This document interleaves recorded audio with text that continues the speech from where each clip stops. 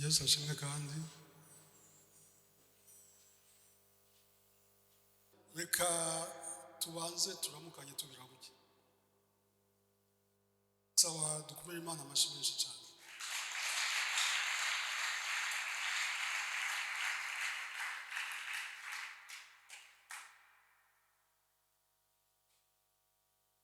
Tumaze iminsi turiko turasangira ijambo ry'Imana tubona mu butumwa bwiza bwa Matayo igice c'indwi ku murongo wa 24 ijambo rivuga riti abumva amajambo yanje bakayakora bameze nk'umwubatsi yubaka ku ibuye, kandi iyo nzu yubatse ko ibije ari nk'ibihuhusi, ibije ari nk'imvumba, ibije bisuriranya ntibikora ko iguma ihagaze. Ndakwifuriza nawe nk'uko uri inzu ishengero rya Mpwemu Yera, ndakwinginze wubake ku ibuye ku rutare, ibihuhusi bije bikurondere bikubure. Amen. N'amajambo yanyubatse kumbure uyu munsi tuza kugarukiriza hano, ariko je yaranyubatse cyane kuko nasuye kwinjiramo kuko kugira ngo yatahure ufatira ku yandi majambo menshi Yesu yavuze, ku yandi majambo menshi y'Imana. Mu ijambo nashoboye gutora muri ayo majambo rimwe tuza gusangira kuri uwo munsi, kandi naho nurehera ko atari umwanya waryo, nuko Imana yaduhaye ikintu cyo guhitamo. Yesu ashimwe cyane. Imana yaduhaye ububasha bwo guhitamo. Imana itugira abantu mu bwiza bwayo, mu kugira neza kwayo, itubera Imana itadufata ku nguvu naho yovuga ivyo dukora. Ntituwangokora ukoze ivyo. Iyo irazi ko ari vyiza ivyo iratubwira, ikabitwereka, hanyuma ikakubwira ati hitamo.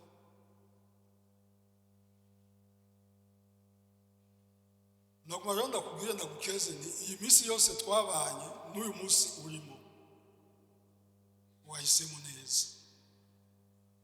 Yesu ashimwe cyane.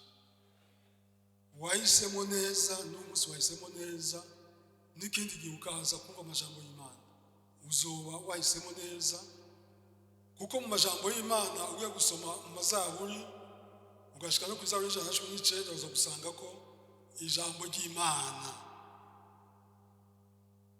niryo tara ritumurikira mu byo dukora, niryo tara ritumurikira mu byo twiyumvira, niryo tara ritwereka iyo tuja. Nta n'ubuhinga bundi burimo. Pasiteri ategereza kubabwira amajambo y'Imana, arakeneye ijambo ry'Imana ko rimutumbereza riti ngaha bavuga gutya, aha insiguro niyi, aha insiguro niyi. Ategereza guhitamo neza mu myanya yiwe, akaronka umwanya wo kwicara muri ayo majambo y'Imana ayabaza ati ngaha havuga iki, ngiye kubwira abantu bawe aha hasigura iki. Ijambo rivuga guhitamo neza. Amajambo duheruka ko kuwa Mungu ni ijambo twasomye mu butumwa bwiza bwa Matayo igice ca 5 umurongo wa 16. Amajambo yatwereka yuko mu isi turimo kandi turabe Imana, turafise ibikorwa dutegereza gukora, kandi ivyo bikorwa kuko twizeye turabe Imana. Naragaze cyane kuba uwera, kuba inyego y'Imana, ni ukuvuga kuba ugororoka, kuko turi ivyo. Mvuge ntutegereza kumenya ko utegereza kumenya ko Imana yagucunguye, Kristo Yesu yagucunguye. Utegereza kumenya yuko yakugize inyego, ni ukuvuga yagukuye mu isi ikagushira ahandi hantu, kandi aho handi hantu si ahandi ni muri Kristo Yesu. kandi aho hantu uri Imana yagushize uri uw'Imana uri muri iyi si aho yavuga Yesu ariko arasenga yavuga ati ndubakure muri iyi si ariko ubazigamiremo muri iyi si irafise ukuntu ibaho n'ukuntu igenda. Bishaka rero yuko uri kuragenda uri kurabaho biboneka yuko uri nyegu y'Imana. Yesu ashimwe. Aho niyo majambo twayerukiye ko Yesu rero ariko aravuga amajambo mu butumwa bwa Matayo igice ca ndwi, urabona yuko hari ababoneka ko bazi amajambo y'Imana. Abafarisayo bakanavyambarira bikaboneka bambaye ko ari abantu b'Imana, mugabo uwaravye ugasanga ivyo bakora ntibihuye n'ivyo abantu b'Imana, ntibihuye n'amajambo y'Imana bazi, ntibihuye n'amajambo y'Imana bazi. Aho niyo majambo twaherukiye ko naho dufise ibikorwa tuza gukora, mugabo bitegerezwa kuba ibikorwa bivuye mu mutima, bihuye n'uko twiyumvira, bihuye n'uko mu mutima wacu hameze. Uyu munsi ni umunsi w'impanuro rusangi z'ukuntu twokora ivyo ijambo ry'Imana rivuga. Mu vyo nagombye ko duherako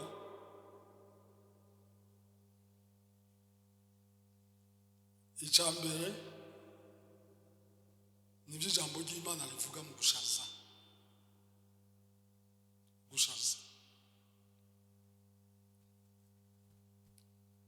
Dusome mu butumwa bwiza bwa mu cete candikiwe ca mbere ca Petero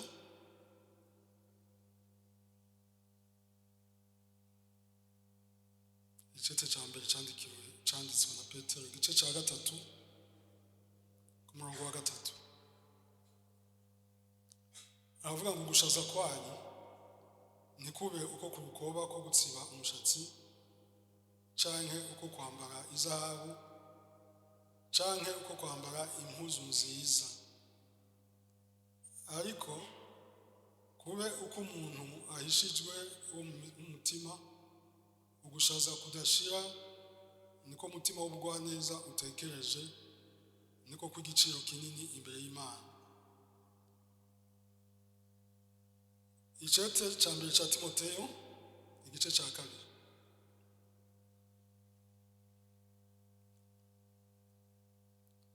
Icete ca mbere ca Timoteyo igice ca 2 ku murongo w'9 no w'10.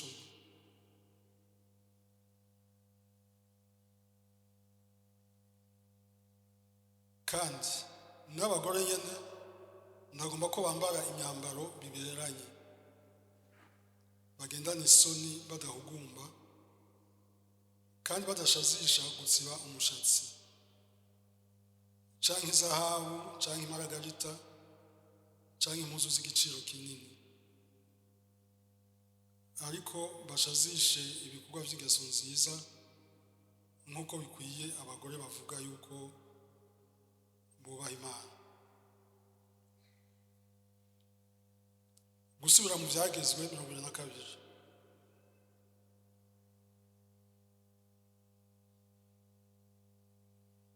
Gusubira mu vyagezwe 22 ku murongo wa 5.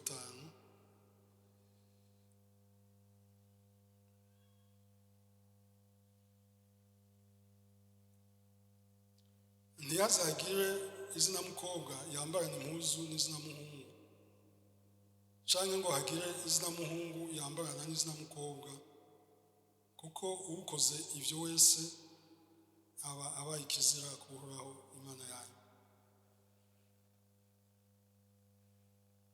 Imana idufashe cyane.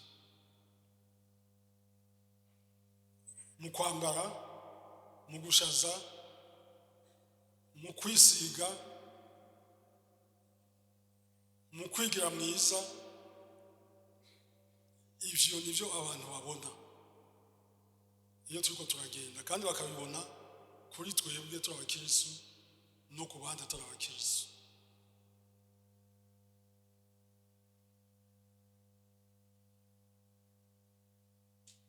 ugiye kuraba ukungana kwayo n'amajambo makeya cyane kandi ntavuga byose mu byo gushaza n'ingene twoboneka cyangwa abakenyezi baboneka. Mbere unaravye uza kubona abagabo aya majambo atari kabavuga ko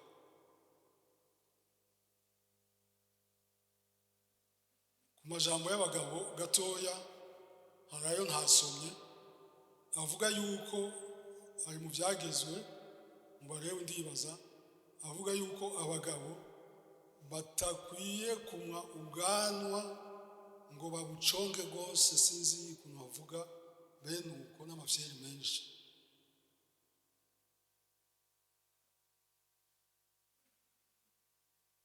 Hari ahandi havuga ngo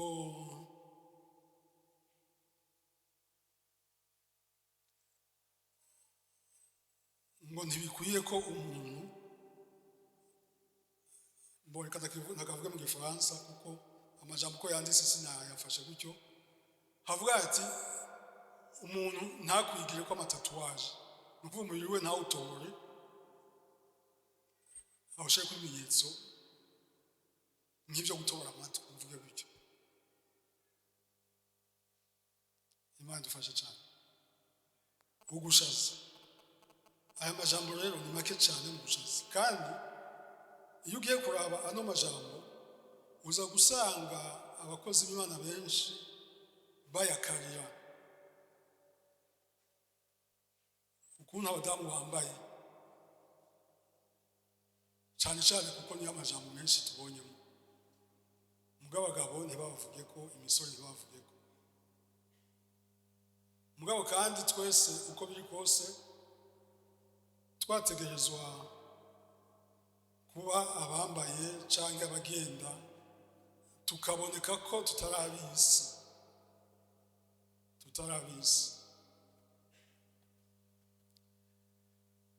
Ku myaka 25 ndavuga imyaka yanje nabo tungana ba Leopold barabizi, abagabo twari dufise ipantaro zibiri cyangwa abasore cyane cyane twari dufise ipantaro zibiri. Ipantaro imwe yari iyo ipate, ni ukuvuga mu kuguru yagutse gushika y'igirato gishika, tukayambara ikirato ntikiboneke. Abahungu b'indero iyo niyo pantaro twambara.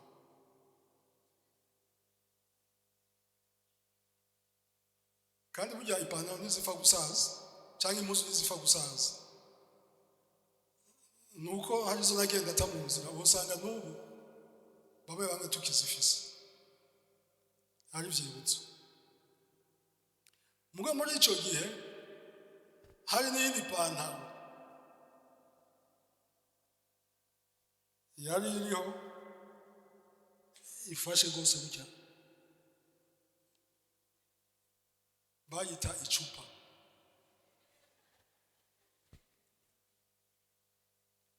Iyo rero yari ipantaro ko ku myaka 25 cyari igihe cy'abarasta, umva cyari igihe cya Bob Marley, cyari igihe cya Jimmy Cliff n'abandi bakora umuziki wa reggae.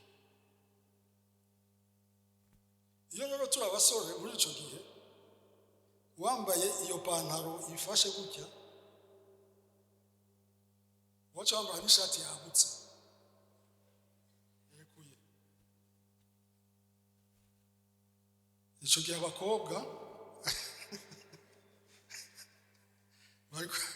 bariko baratwenga, nabo bari bambara amabutura cyangwa udupantaro duciye tudashika hasi twiza, twari twiza,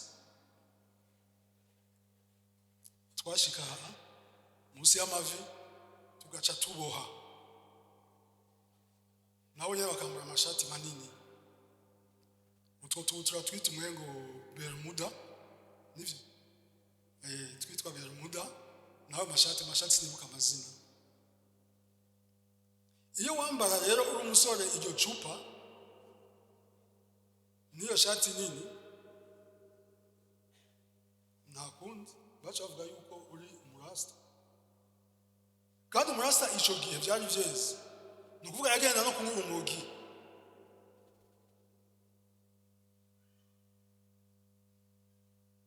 Imana dufashe.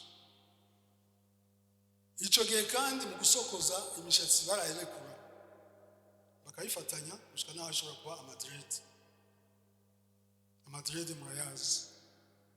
Turatubona mu mashengero amwe abaririmbyi baririmba harimo n'abakozi b'Imana basigura bafite imishatsi iboshe igumye iboshe muga bayikoreye n'isuku ko batayikorera isuku n'abandi bayikorera isuku ikaba miremure ikarekura.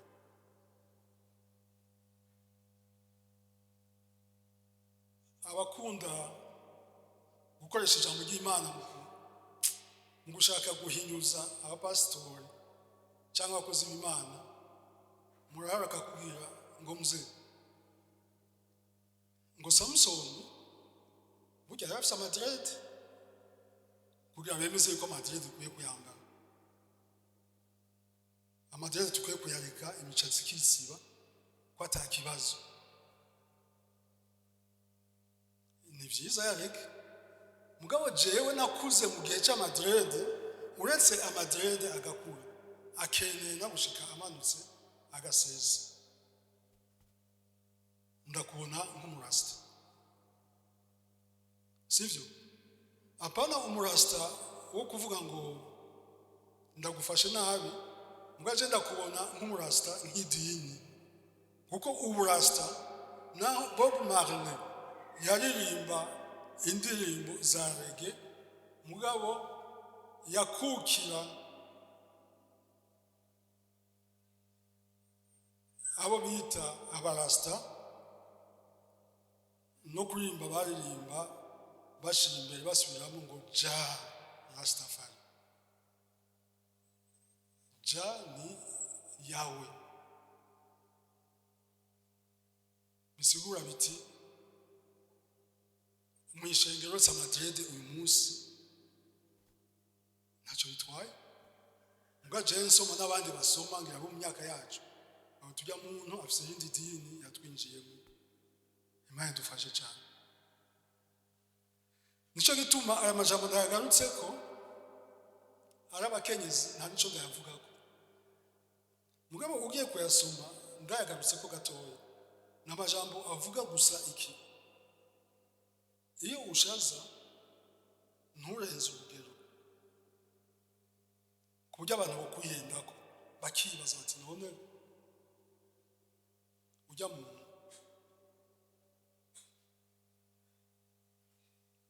umuntu umwe yarashajije ashobora impuzu nziza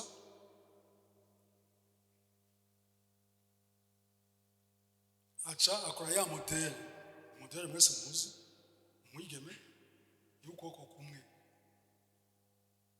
kumwe ndambaza nawe ukundi kuboko wagushize bashobora kuja mu nzira n'ukuboko kumwe kw'impuzu waguciye. Iyo modeli ni bwoko kibavuga ko uri iki ibintu utazi ico bisigura ntupfe kuvyishira ko ngo vyambara. Ugasanga umuntu uyu munsi baraharaye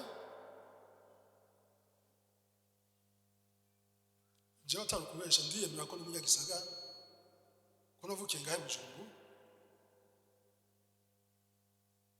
mugazibona umuntu w'umukobwa umuravye ntukekeranya avuye ruguru amaze kwambara ipantaro amaze koga amazi yatanganyika arasesuka agacashirako utudede ku maguru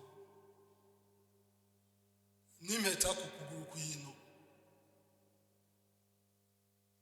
Jewe abagabo je nd'umunyagisagara eka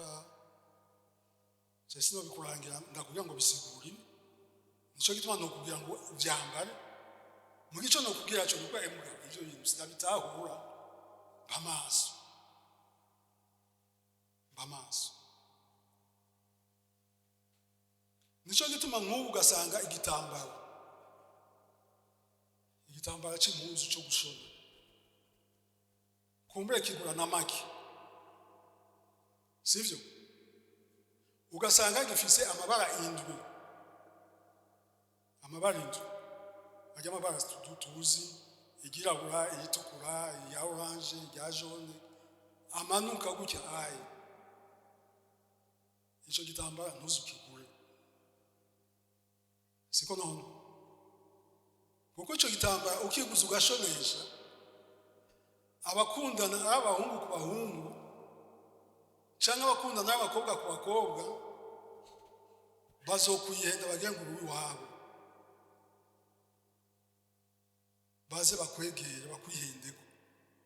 Kandi umukozi w'Imana, koresha ibintu uzi insiguro, kora ibintu ku buryo atabaza kukwihendako. Dusome ijambo ry'Imana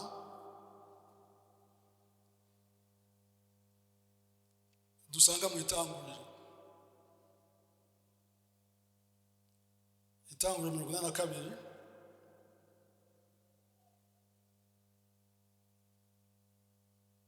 umurongo w'8.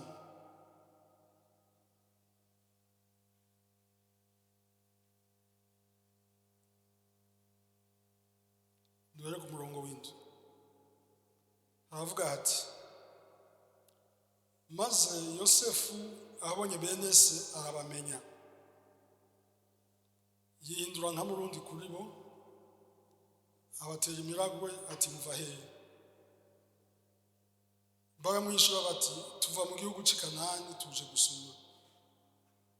8. Yosefu amenya bene se ariko bo ntibamumenya. Imana idufashe cyane. Mwumva aya majambo adakomeye? Umuntu agahura nabo bavukana ntibamumenye, naho uba warakuze ukamera gute, akamotera k'amaraso, ugukwegana kw'amaraso, umuntu aravuga ati uyu muntu ndamubona ku ishusho y'iwacu. Ariko bene wabo ntibigeze bamumenya kubera ikintu kimwe, kubera impuzu yari yambaye impuzu y'abanyagiputa, kandi umunyagiputa umutwara.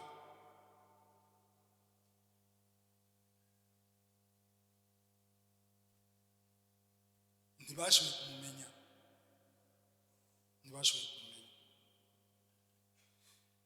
Itanguriro 3:8.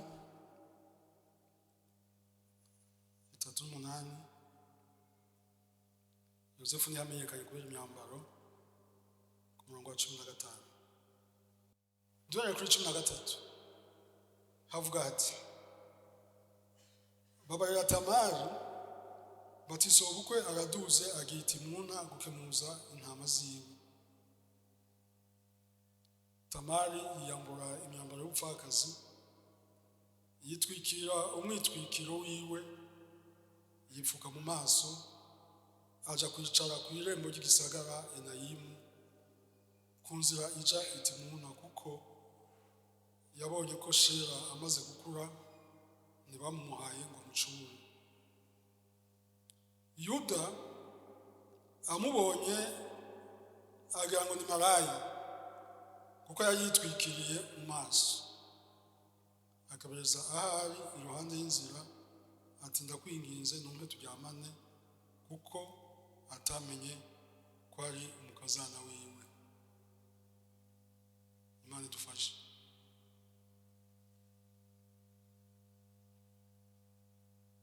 Uyu ni Yuda, ni inkuru ya Yuda umuhungu wa Yakobo.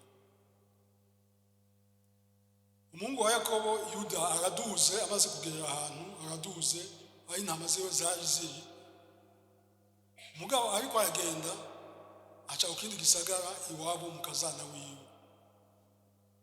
Umuhungu we yari yapfuye, amuhundi muhungu biranka, aca aramubwira ati sasa jiwanyu, kuko umuhungu asigaye kiri muto.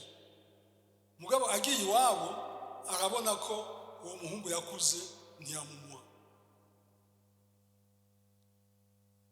Yuda umukazana wiwe Tamari aravuga ati reka nambare gutya, impuzu z'umupfakazi arazikura ambara izindi mpuzu, ashaka kunzira gutega umuzungu nk'uko bisanzwe bikorwa.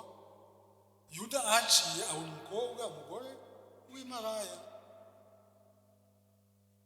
abona umukazana wiwe,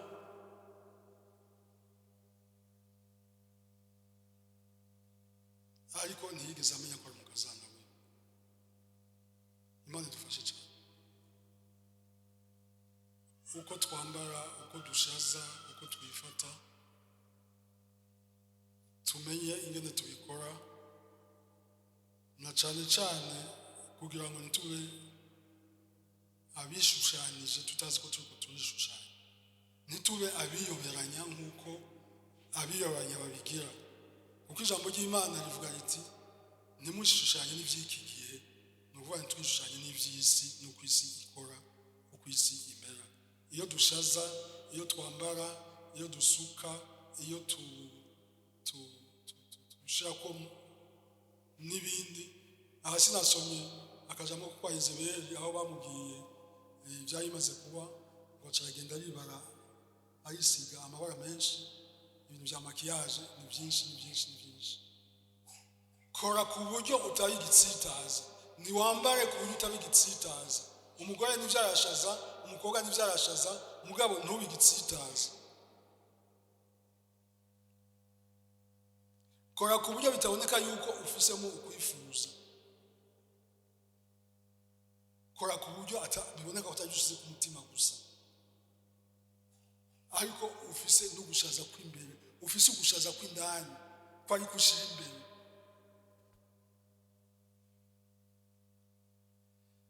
Kora ku buryo wibuka yuko uri inyego y'Imana. Ni ukuvuga nk'uko ijambo ry'Imana rivuga mu Baheburayo ngo iwacu ni mu ijuru, aha ku isi si iwacu, tuhaca turengana. Ahandi ijambo rikavuga ngo turi intumwa za Kristo. Muga mu Gifaransa hakavuga ngo nous sommes des ambassadeurs de Christ. Ni ukuvuga intumwa canke ambassadeur n'umuntu waba afise iwabo mu gihugu arimo, aboneka nko mu gihugu c'iwabo.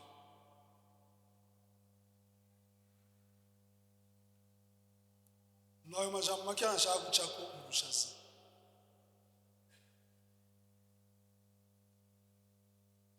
Mwumvise impuzu twabona muri 25 hari muri 80, hari muri 80.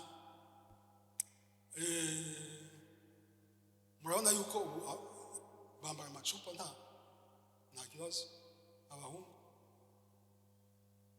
siko no mugambi zohinduka. Ikindi gihe vyahindutse bikagira abantu byitirirwa,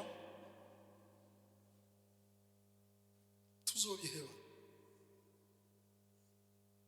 Uyu munsi amapate asigara abakobwa, kugira rero n'amapantaro yerekana ko atari abahungu, bagaca barashonera abatari n'abahinga, bagaca barashonera tayi basi, kuvuga ku buryo zimanuka gutya. Sinzi ukuntu ziba zifashe, sinzi abatari barabizi. Muga icyo nshaka kuvuga kuri uko gushaza, nuko ari byagezwe biki, dufite ibyagezwe byinshi. Twebwe ubwacu ibyagezwe bikora ko duhamagaga kubyubahiriza no kubishitsa mu kugororoka, kuko tugororoka muri Kristo Yesu, ari byo yaduhaye.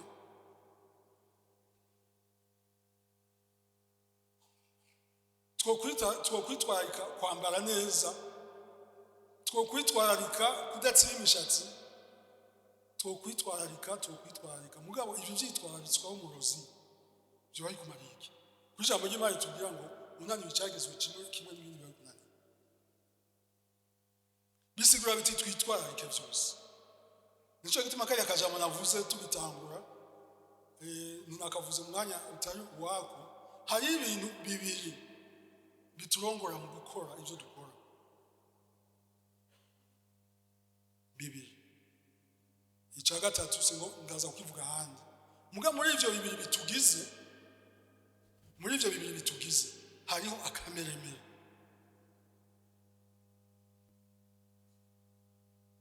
sivyo? Hariho no guhitamo. Dusome gusubira mu byagezwe 30, gusubira mu byagezwe 30:19.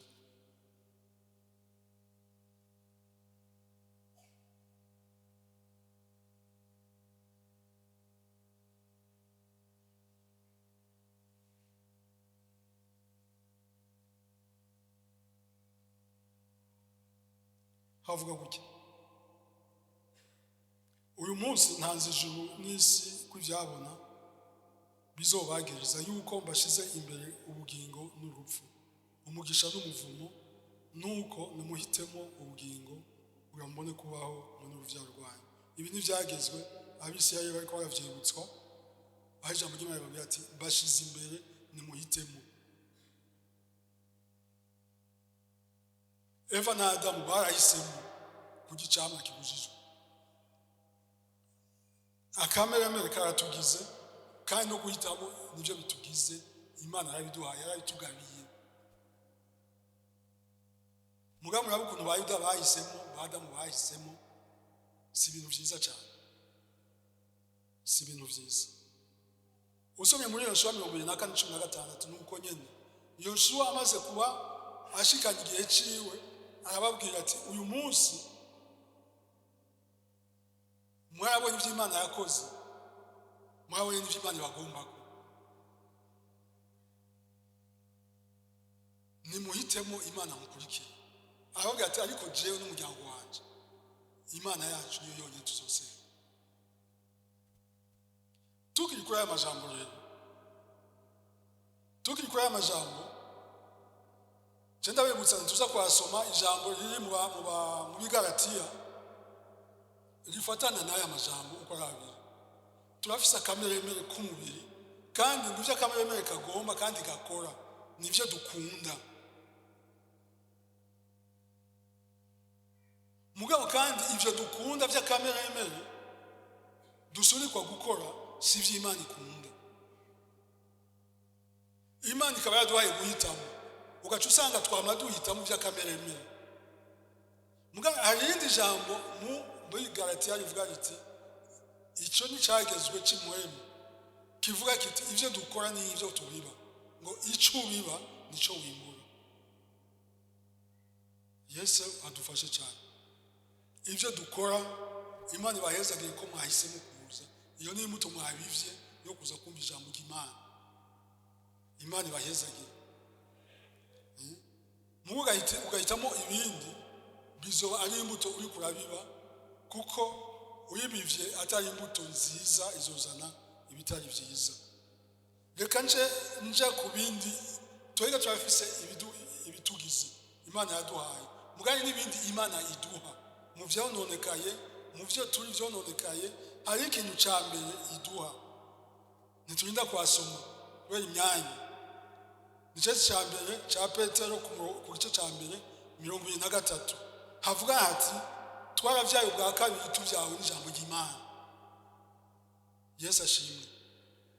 Nukuvuga abari barapfuye twaravyawe ubwa kabiri.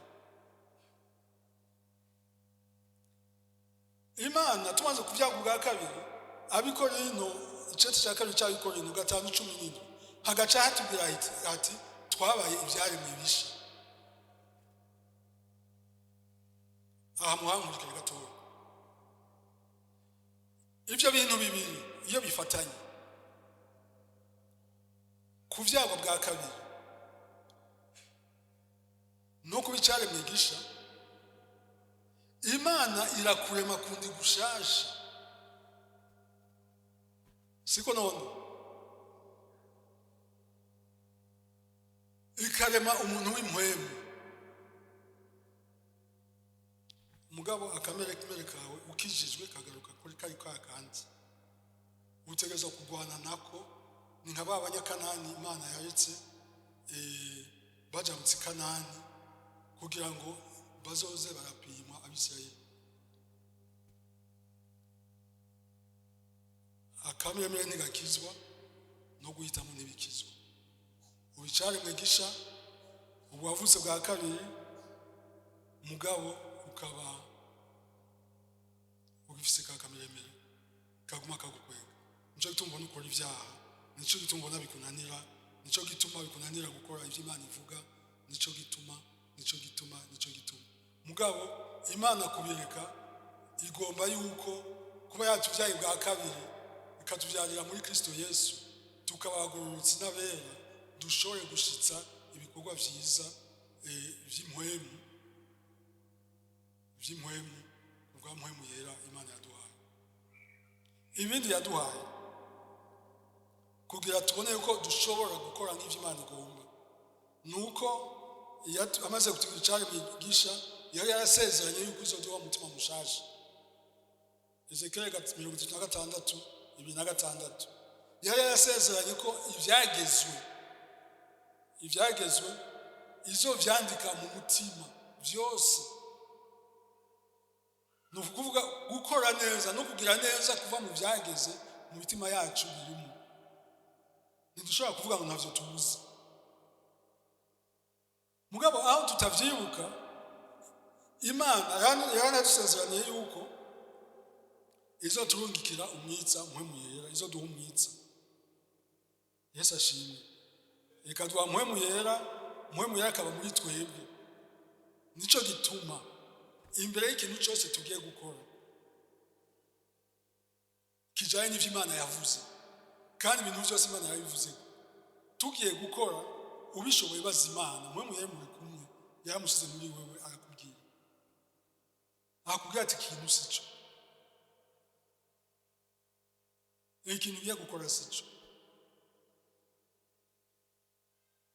hagarika. Yosuwa agize gutya baja gufata igisagara citwa Ai, bashitseho barabanesha. Yosuwa agaruka arira, none vyari kugenda gute? Abana byo si ivy'ingeso, nivyo kuja gufata isezerano Imana yagusezeraniye. Bafise ivyo Imana yagusezeraniye ubirondera, urashobora kugenda uti Imana yarayinsezeraniye, mugabo ukagenda ukonye utabajije Imana nje nkora iki. Intsinzi wari witeze ntayo ubona. Yosuwa yaraneshejwe n'Abisirayeli baraneshwa. Ibindi Imana yadushizemo ho turasoma Matayo 22:36 gushika kuri 40. Matayo 22.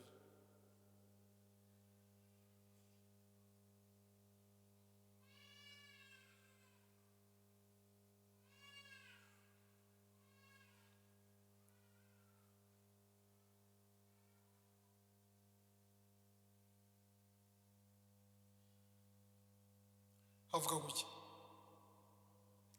Abafarisayo bumvise ko Yesu yajoreje abasadukayo bakoranira kuri we hamwe. Umwe muri bo w'umwigisha w'ivyagezwe abamubaza amugeza ati, mwigisha ibwirizwa risumba ayandi mu vyagezwe n'irihe? Aramwishura ati, mukundishe Uhoraho Imana yanyu imitima yanyu yose n'ubugingo bwanyu bwose n'ubwenge bwanyu bwose. Iryo niryo rihimbaye rya mbere. Ibwirizwa rikuru.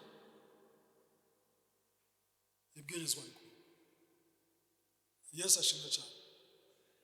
Yesu ashimwe kandi. Nariko ndavuga ivyo gushaza, nariko ndavuga ivyo kwambara imikufu n'ibindi n'amabiju kugomba. Sivyo? N'ibindi bikorwa utegereza gukora, sivyo? Hari uruhande y'ivyangezo vyose uba wibagiye ukibagira, muga wibuke urongorwe n'iki kimwe kikwibutsa. Mbega ivyo ndiko ndakora ndabikora nsunikwa n'urukundo rw'Imana, n'urukundo nkunda Imana. Yesu ashimwe cyane.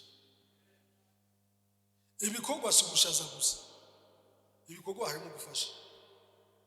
Iyo ngiye kuraba abarwayi ku bitaro ndabikora biri mu rukundo rw'Imana.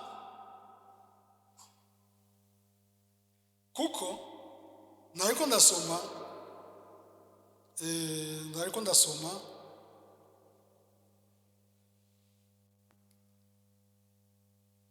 hajya nyine kuko urukundo ngaho ruvugwa rw'Imana ni ingabire Imana iduha y'urukundo ikanaduha kuyikunda.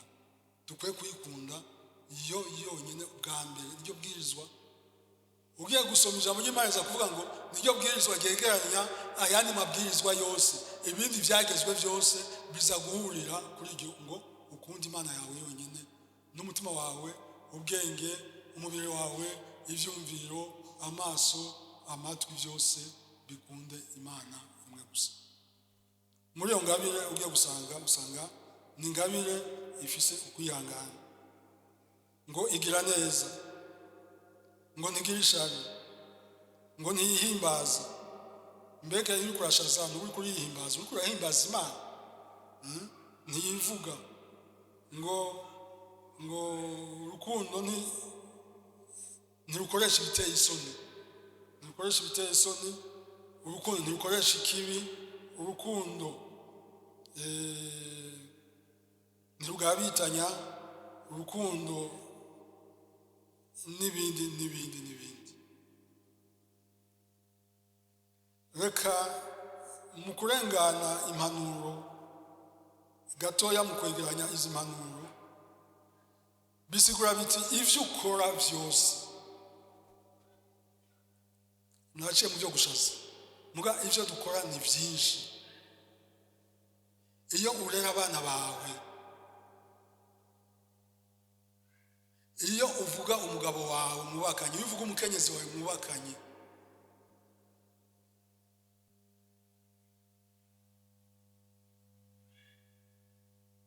iyo uri kuragira neza ubwira neza umuntu.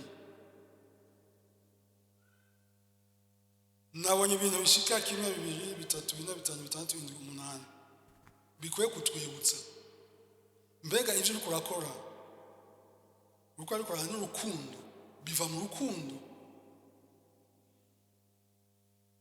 Mugabo kandi mu yandi majambo ni kuvuga urukundo ngo ari gukwiye kudusunika kugira ivyo dukwiye gukora.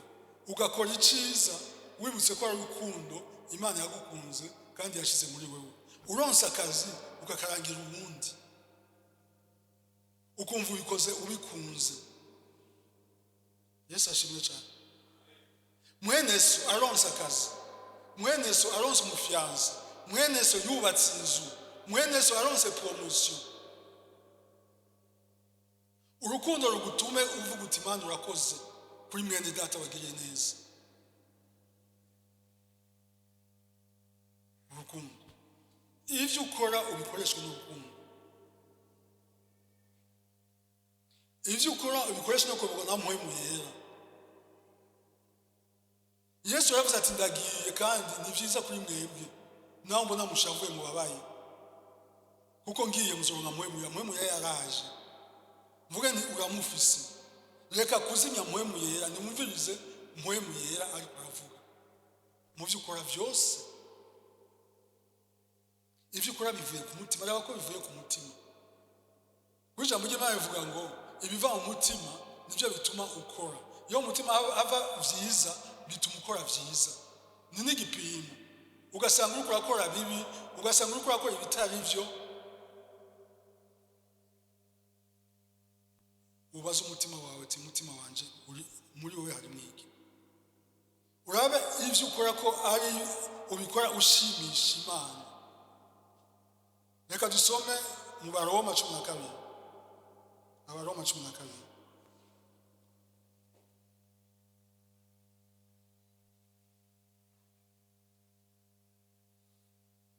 Ku murongo wa mbere n'uwa kabiri.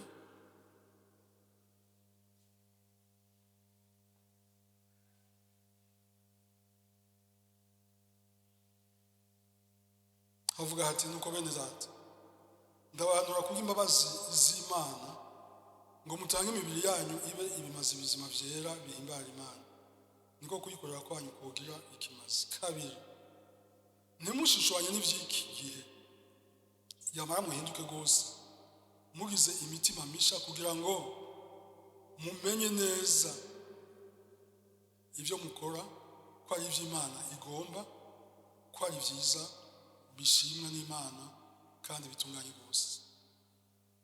Amen.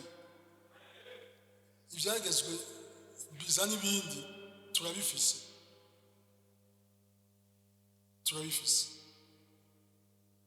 Dukoresha no kugororoka, urabe ko uri kuranezereza Imana. Abikolosayo 1:10. Abikolosayo 1:10.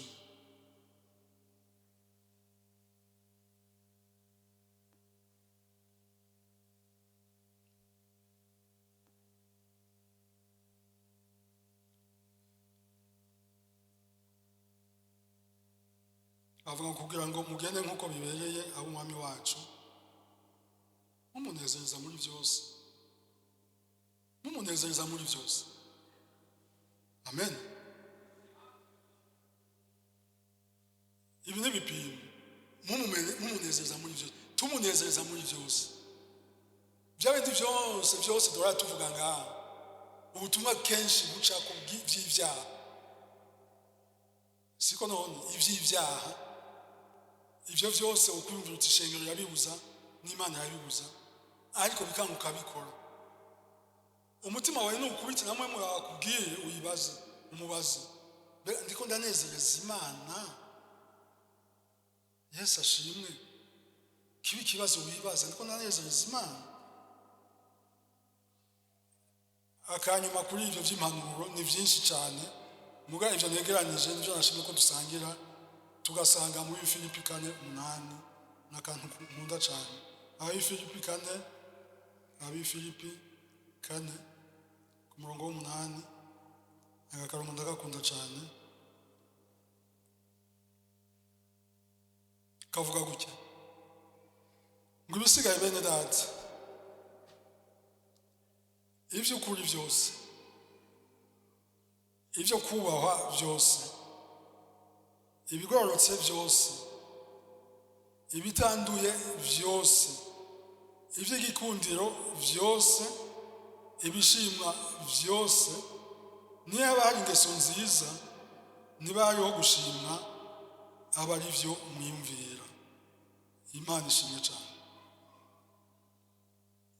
Ibyo biba ari byo bigira ibyumviro byacu n'ibikorwa byacu. Iyi niyo mpanuro ya nyuma ku bikorwa dukora, tugeretse ko na kariya aye kavuga kati Imana yaduhaye guhitamo. Ibi iyo tubihisemo tuba duhisemo ubugingo, umugisha cyangwa umuvu. Akanyuma mu minota 2 isigaye,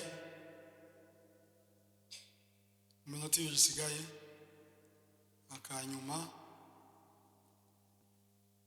tugasome mu gitabo cyo gusubira mu byagezwe.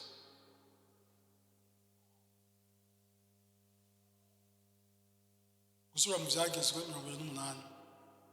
Sindateba cyane.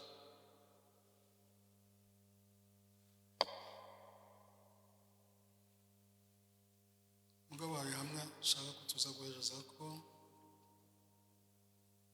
gusubira mu byagezwe 28.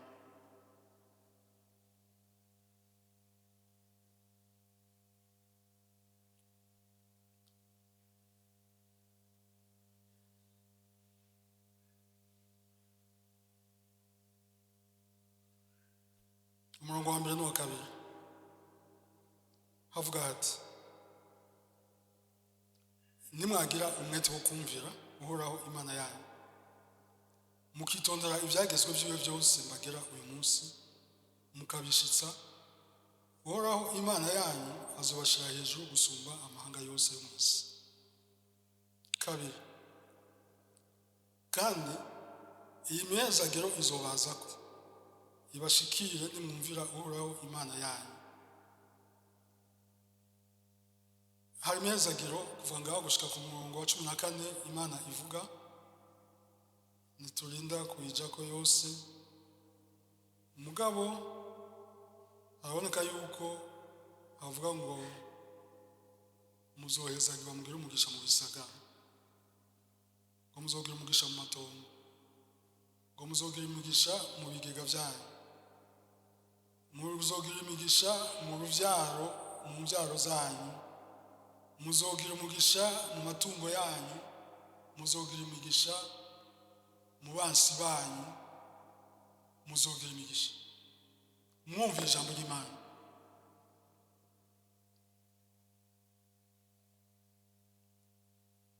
Ikibazo kiriho ni kimwe. Abigisha nagenda kurikira harimo abavuga yuko aya masezerano ngo ari Abisirayeli, kuko bavuga ngo iki ni igihe cy'ubuntu, bavuga ngo ibi byagezwe si iby'iwacu ni iby'Abisirayeli. Mugabo kandi tugiye mu byo twita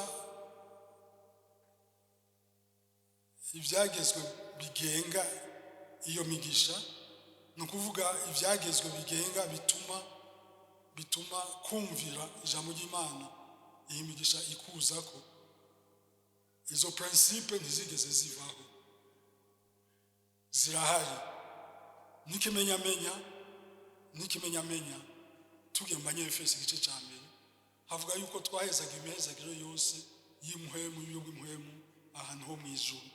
Yesu ashimwe cyane. Yesu ashimwe kandi. Iyo mihezagiro ni abande. Ni abande.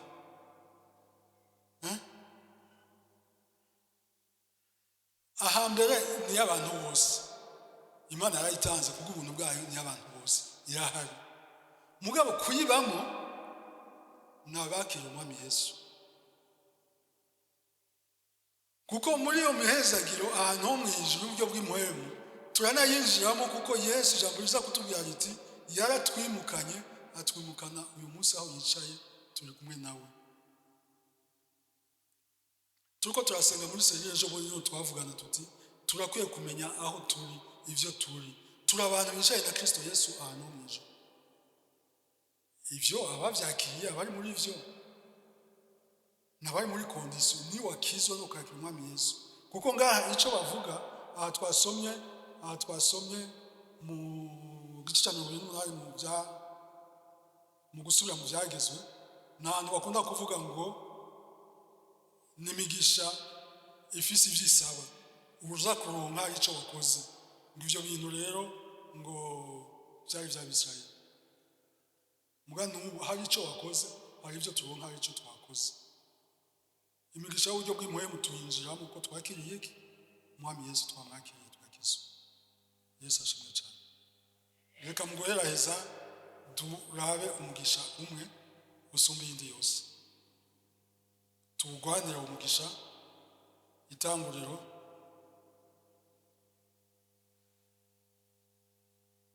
cumi n'indwi ku murongo w'indwi.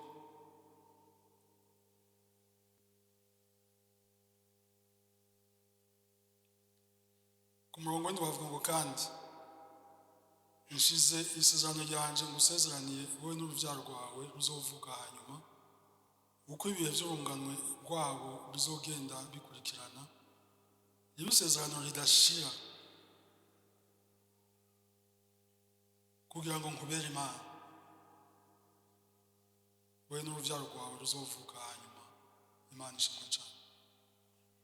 Amasezerano Imana yagiye atanga mu byagezwe, ikavuga ibyagezwe, niyo migisha, niyo mihezagiro. Mugabo ibiza kuba utakurikije amajambo y'Imana, utayakoze, biza kuba imivumo. Aha Imana yari imaze kubwira Aburahamu ko imuhinduye izina, ikamuha izina ryitwa Aburahamu. Aburahamu, Imana ishira izina ryayo muri Aburahamu rihinduka Aburahamu. Maze umugisha wo kuba sekuruza w'amahanga barawuronse. Aca aramubwira ati hariya munsi inyuma uraza kubona Imana imaze kumbwira umugisha, ico imubwira ati ariko nawe uzumere gutyo, uzukora iki? Ngo uzukebwe wewe n'icitwa umuhungu wese ari muri wewe, ari mu nzu yawe. Nukuvuga biba ari ibintu bibiri. Imana ikubwira ati iki ndakiguhaye, ariko nawe ukora iki? Ivyo nivyo bavuga kuri iyi migisha 2:8 gusubira mu byagezwe yuko atari vyacu, mugabo principe yuko hari ivyo turonka, hari ico dukoze biracahari, nuko nko kwakira imigisha y'impuhemu n'ahandi twikura, tuteza gukora ikintu cyitwa kwakira Umwami Yesu. Ngaya amajambo Imana yashyize mu mutima wanje ku bijyanye no kumva no gukora, aho duhereje ku ijambo rivuga riti kumva ibyo Imana ivuga tukabikora tukayumvira birimo umugisha, birimo umugisha. Kuko uza kuraba ibyagezwe byose usanga hari ibyo Imana isezerana, iyo n'imigisha Imana isezerana. Mugabo umugisha uratandukanye n'umuhezagiro, umugisha uratandukanye n'ibyo tuza kwamuramo biboneka, ivyitwa imigisha iboneka. Yesu ashimwe cyane. Nico gituma aya majambo atakwiye kudusunika ngo twubahirize twumve ibyo Imana ivuga tubikore, turiko turarondera imigisha. Mugabo tumenye tuti nitwumvira amajambo y'Imana harimo imigisha. Amajambo rero tumaze iminsi twumva n'amajambo ambwira ati twumvire iby'ijambo ry'Imana rivuga, tubikore tubishire mu ngiro, ibisigaye Imana irikorera. Umugisha umwe wonyene dukwiye gukurikirana kuko ari ukuba dufise Imana muri twebwe, ikabana natwe, ikaba muri twebwe, ikabaho turi. Uwo mugisha tuwugwanire ntitubure, kuko Imana niyo vyose, hose no muri vyose. Imana ibahezagire, ihezagire n'amajambo yayo. Amen.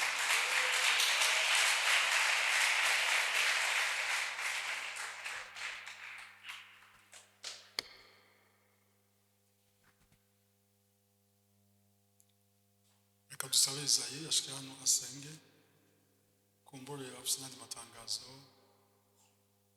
aza kugica tubwira.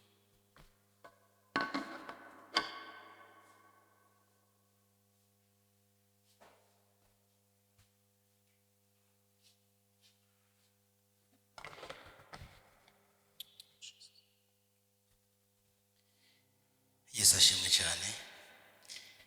Turashobora guhaguruka ku byicaro byacu. Umukozi w'Imana arakoze ku majambo no ku nyigisho nziza twamaze kwigira hano, kandi nizera ko hagize icyo wungutse utahanye. Ingene umuntu ameze, ingene umuntu ashaza, ingene yambara, ingene abaho, birashobora kugaragaza cyangwa kugaragara imbere y'abandi bakamwita ayandi mazina kandi yarakijijwe. Aratweretse abantu barengeje urugero bose ingene byabagoye.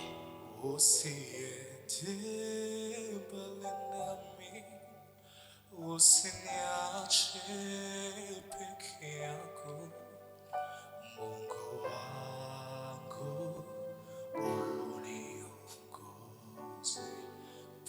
Fatikanya n'uyu muririmbyi.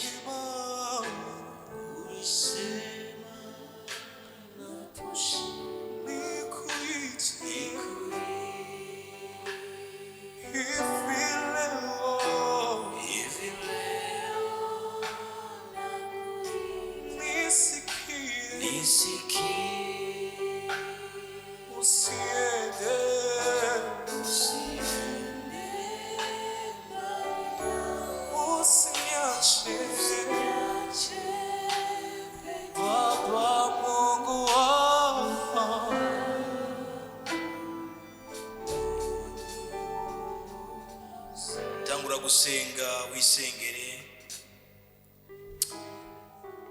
Tangura gusenga wisengere. Mbega isi iri kwira kwitegereza, ikwitande, ikubona nkande, ko we uzi ko wakishijwe, ko we uzi ko uri umwana w'Imana, ariko ubuzima bwawe bwo hanze ubwo abantu babona, abo mukorana, abo mwigana, abo mugendana, mbega bashobora kukwita nde?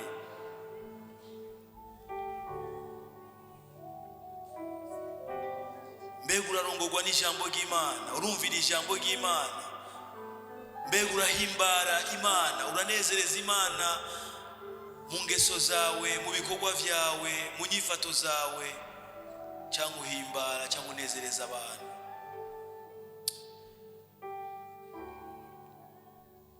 Mana yacu nyene icyubahiro, Mana nzima, uraduhaye umuhingamo w'umugisha, aho ngiye ko twibutsa ko uhimbagwa ukanezererwa abana bawe bagenda bumvira ijambo ryawe, bakora icyo ijambo ryawe ribabwira, bagakora icyo ijambo ryawe rivuga.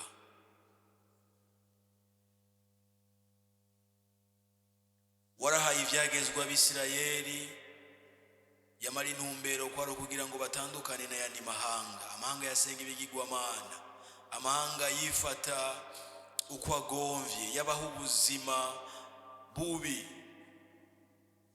ubuzima buri kure yawe, bari mu bugarariji budasanzwe.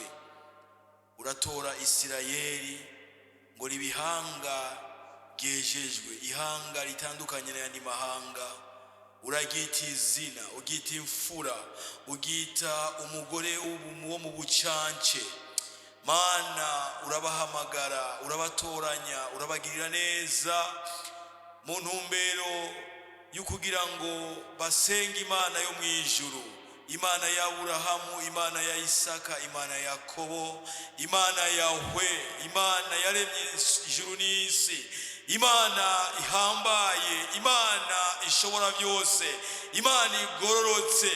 Mana, urabagirira neza, urabatoranya, ubagira ishamvu yawe, urabatoranya. Muri bo habamwo abaherezi, muri bo habamwo n'abami. Mana, mu isezerano rishasha waratoranije abantu ubakuye mu mahanga atandukanye, ubakuye mu Bayuda, ubakuye mu Bagiriki, ubakuye mu banyamahanga, twese udukoraniriza ahantu hamwe mu ishengero, utwita umubiri wa Kristo.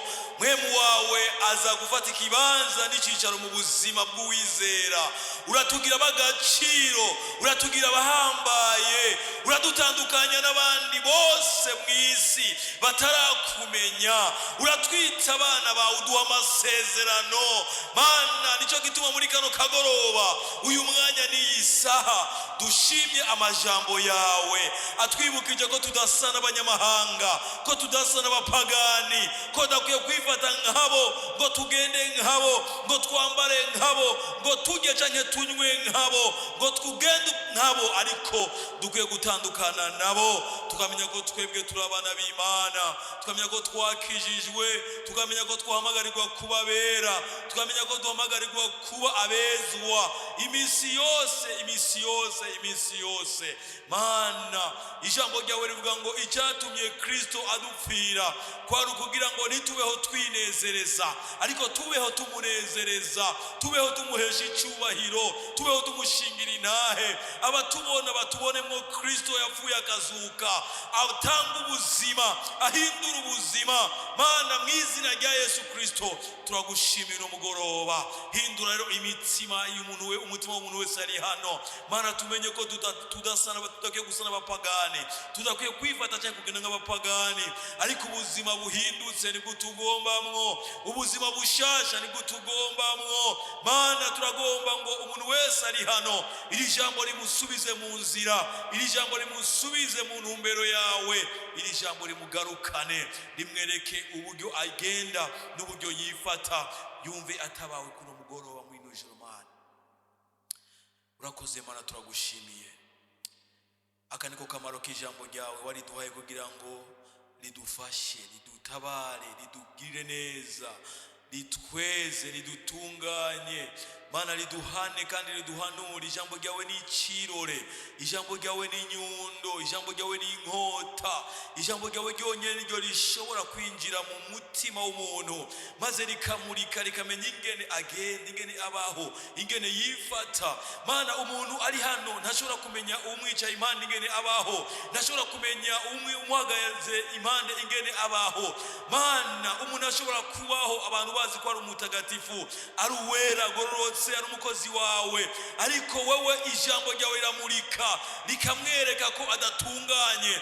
Mana ndagomba ngo uyu muhingamo abo ririko riramurika, Mana ubahe kwihana. Weze ishengero ryawe uribabarire, weze ishengero ryawe uriharire, weze ishengero ryawe uritunganye mw'izina rya Yesu Kristo. Rise nk'abantu barorereye shebuja, rise nk'abantu barorereye databuja, ngo igihe azira azosange twiteguye, azosange dukenyeye, azosange turi maso. Mana mw'izina rya Yesu turagushimiye ijambo ryawe, turagushimiye ijambo ryawe, turagushimiye ijambo ryawe, turagushimiye ijambo ryawe, turagushimiye ijambo ryawe, turagushimiye ijambo ryawe, turagushimiye ijambo ryawe.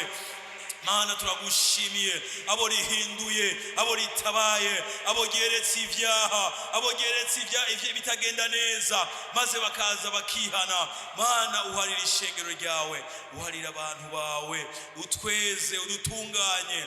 Mana kubw'ijambo ryawe urakoze, turagushimiye. Urakoze kubw'umwigisha, urakoze kubw'umuntu wese yari hano kuno muhingamo. Icyubahiro riganjira ibi byawe. None Mana tugomba dutandukane, umwe wese agenda asubira ku muhana we yaje ava, umwe wese agenda asubira hajya mu rusago yaje ava. Mana turagomba kugira ngo ubane n'umuntu wese ari hano. Mana turagomba kugira ngo uzigame umuntu wese ari hano. Mana turagomba ngo urinde umuntu wese ari hano. Mana turagomba ngo uzitirire umuntu wese ari hano, hamwe n'umuryango akomokamwo, hamwe n'umuryango avukamwo. Mana mw'izina rya Yesu Kristo ndafashe ikirere aho tugiye gutaha, ndafashe ikirere ngo gitwikirwe n'ubushobozi n'inkomezi za Kristo n'ububasha bwa Kristo. Ndafashe ikirere ngo Mwami Yesu aho tugiye guca ndasambuye, ndononye integuro z'abadayimoni, ndononye integuro za Satani, abarozi, imiyaga mibi muri ino joro. Mwami ndanse kwagira ikintu gikora aho abana bawe bagomba kuryama, abana bagomba kuruhukira mw'izina rya Yesu Kristo. Ndononye imigambi y'abarozi abagomba kuraba barakinda, Mana baca hejuru canke hasi. Ndononye ubushobozi bubakoresha. Reka iri joro Mwami abantu bawe barare neza, barota Imana, babona ukugira neza kwawe, babona ubatabara, babona ubaserukako, babona ubagira neza, babona Imana muri byose. Mana urakoze. Naho twoja utagiye imbere yacu, na naho twoshika utahadushikanye. Niwe mahoro yacu, niwe byishimo byacu, niwe bugingo bwacu, niwe munezero wacu. Tugufise tuba mu buzima bwuzuye. Mana uturinde ikintu cyose giteye ubwoba, kuko uteye ubwoba gusumba ivyo. Ubane natwe utugire neza, igihugu cyacu kizigame, abarongozi bacu ubazigame, ishengero Mwami uririnde rya Kigobe. Mana mw'izina rya Yesu turasengeye umuntu wese turongoye muri ino shengero. Mana ahari uwaje n'utaje, Mana intambara zose ariko acamwo cyangwa ariko anyuramwo, ingwara ariko acamwo cyangwa ariko anyuramwo, Mana imitwaro afise, Mana yumve muremereye. Mana reka yumve muri kano kanya hari biriko birahinduka mu buzima, yumve hari ibintu ariko arakira, yumve hari ibintu ariko arabona, yumve ariko aragirirwa neza, yumve ariko aratabagwa. Abapapa bakubone, abamama bakubone, abasore bakubone, abigeme bakubone, ugwaruka imiyabaga abana bato. Mana uyu muhingamo n'iri joro ndatura ngo umuntu wese Mwami ari mu bo turongoye muri no shengero abona Imana, abona ubushobozi bw'Imana kw'Imana, abone ukugira neza kw'Imana, abone inzira zugaye ziko ziruguruka muri no joro. Mana, ukugira neza kwawe kubane n'ishengero rya Kigobe, abarongozi n'imiryango yacu tuzigame, abakozi b'ishengero n'imiryango yabo bazigame. Mana, urakoze Mana, ibihe byiza uduhaye. Urakoze kuko uri umwizigirwa, witeguye no gukora ibirenge byo dusabye mu izina rya Yesu. Amen.